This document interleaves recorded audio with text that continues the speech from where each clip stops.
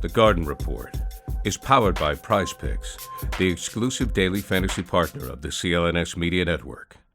Hey, Bobby Manning here. Welcome to the Garden Report from Washington, D.C., a short Celtics road trip filled with rest. No Derek White, no Jaylen Brown, as well as Kristaps Porzingis missing his fifth straight game. He traveled with the team, worked out a little bit today, but he remains out. His status possible for Monday's back-to-back game against the Pistons. But first, Celtics beat the Wizards 130-104, led by as many as 36 points. Went up by almost 30 in the second quarter, Noah. And big reason for that, outbreak by Sam Hauser, 7 for 8 from 3 in that first half. Players, coaches starting to think about history there. From a Celtics perspective, 11 being the record for Marcus Smart, and then maybe an NBA record falling tonight, 14 by Klay Thompson, who I believe did it in a similar time span. Hauser was pushing in that direction early in the third quarter with back-to-back makes, but fell injured on the next try in the corner, stepping on Tyus Jones' foot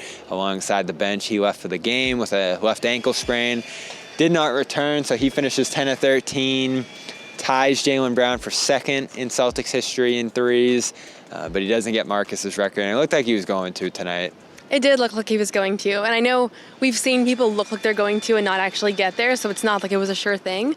But I mean, the main thing is that he was getting really good looks within the offense, and I don't think the Wizards were making the right adjustments defensively to take him out. Like, normally when you see a guy hit 10 of 12 threes, they're not even able to catch the ball. He was catching the ball where he wanted it. He was comfortably getting space. So I think he would have gotten it, honestly, which would have been really fun and a cool story for tonight.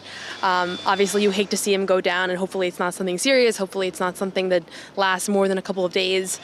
Pretty cool moment, I thought, when he walked out to a kind of standing ovation here at Capital One Arena.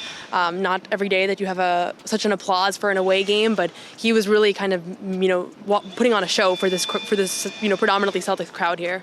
Here's Joe Mazzulla talking about Sam and the injury after the game. Haven't heard anything. I know he was getting just a X-ray after the game, so we'll find out. I think it was cautionary X-ray was what they said. So up until that point, how incredible was his game? Yeah, it was great. Loved his confidence, loved his aggressiveness. Loved how guys looked for him, and I love how he got his shots within the flow of our execution. And that's the weapon that he is. His ability to just put two on the ball, his ability to create open shots for himself and for other people. So it was fun to watch him shoot him. It was fun to watch his guys look for him. So X-rays to come, that's a little different. Usually, especially a guy who went down early in the third quarter, you would have thought would have X-rays by then. So we'll see what that means. Jason Tatum said after the game that he seemed okay, but could be some time off for Hauser here. You have to think at the very least he's going to be out tomorrow with some swelling or whatever else he's going to have to deal with here. Getting on a plane tonight doesn't help either with a sprain. Definitely not a major injury here, I would say. He did walk off on his own power to some degree. He was limping, but nothing you would think would sideline him for a massive amount of time. But depending on how long he misses here, how much are the Celtics going to miss him, especially as they balance rest and other things down the stretch of the season?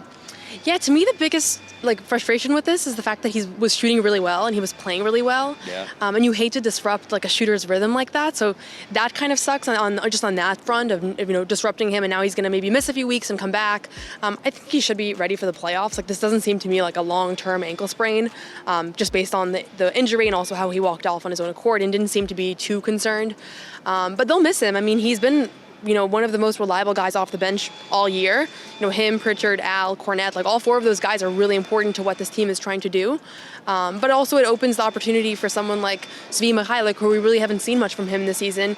He gets a chance maybe now to get a few minutes or maybe more time for Roche Brissett. So, this is a really deep team. We're seeing that right now. We're seeing how Delano Banton is doing, playing for Portland. So, on the bright side, I think at the very least it gives somebody else a chance to make an impact, and I'm sure that whoever that person is will step up. Yeah, and Svi, I thought partially brought here as some Hauser insurance in case that didn't go well to start the year. He goes 3 of 6 in this one, playing some more minutes. He was in that first rotation off the bench as well, so he can hit threes similar to how Hauser does. It's the defense that separates those two. Tillman, too, part of the dynamic. I think he and Cornette playing this game. Solid outing for Tillman, +8. but still looking for that offense. He shot 3 threes tonight, missed them all. I think that puts him at 2 or 7 from deep since he joined the team here. So he's figuring out where he's going to fit in offensively. They're running a ton of double bigs. I think that's probably what they'll do to some degree too. If Hauser's out, play bigger, use all those centers. Horford's, of course, going to miss tomorrow night, so you don't have him in the mix there. But you could start to see some larger lineups, and it feels like the Celtics really want to play that way into the playoffs even. Yeah, and you have Kata here for insurance too. So if we don't have Horford or Porzingis tomorrow, we'll see Kata probably get some minutes, help Tillman out a little bit. But I thought, all things considered, how little time he spent with his team defensively, I think he's really assimilated quite well. And Joe mentioned at practice on Friday that they wanted to give him a couple of weeks to learn the system, and you can see that he looks pretty comfortable out there for a guy that's a trade deadline acquisition. And offensively, I think you kind of knew what you were getting. It was never really going to be a strength, at least not right away. But I thought, again, he had another night where he just looked like he was comfortable and kind of fit within the flow of this group. Everything came easy to the Celtics in this one, going against a Wizards lineup like that. Only 4 wins here in this building all year for Washington. Saw Patrick Baldwin, former Celtic Justin Champagnie started, Quan Holmes, all the regulars basically sitting on the bench here for the Wizards. And unfortunately, one of them, Tyus Jones, caught Hauser's foot, and he goes down. In this one, we'll have more tomorrow from Boston. Celtics going against the Pistons on the second half of a back-to-back. We'll see who sits that game. Jason Tatum had some comments about rest after this game as well. You can go check those out on CLNS Media. More coverage and highlights from here in D.C. As Noah mentioned, a massive Celtics crowd, maybe the biggest we've ever seen outside of TD Garden here. So we'll have some highlights of that. And Porzingis working out before the game over on Celtics All Access as well. And that's it for us here in Washington, D.C. Noah Dalzell, Celtics blog. Check her out there, CelticsBlog.com. Check out CLNSmedia.com as well. I'm Bobby Manning. This has been the Garden Report. Celtics beat the Wizards, win their 5th straight, 130-104. Testing my skills on Prize Picks this season is the most exciting way to play daily fantasy sports.